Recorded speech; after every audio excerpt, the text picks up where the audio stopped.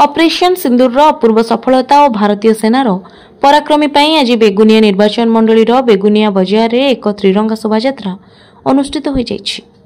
Bharatiya Janata party Odisha प्रदेश राज्य साधारण संपादक डॉक्टर जतिन महांती नेतृत्व में शताधिक बीजेपी कर्मी और साधारण जनता बेगुनिया पोस्ट ऑफिस पाखरु बाहरी विभिन्न नारा आतंकराज चलिबो नहीं, नरेंद्र मोदी जिंदाबाद, भारतीय एकता जिंदाबाद आदि नारा दे ब्लॉक पर्यंत शोभायात्रा रे जाइथिले।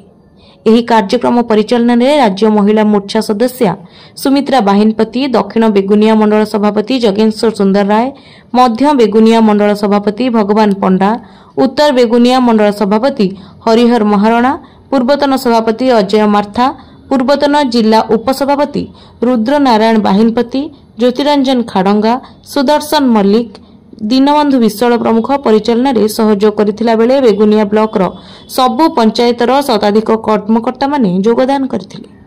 ब्यूरो रिपोर्ट, शुभ खबर।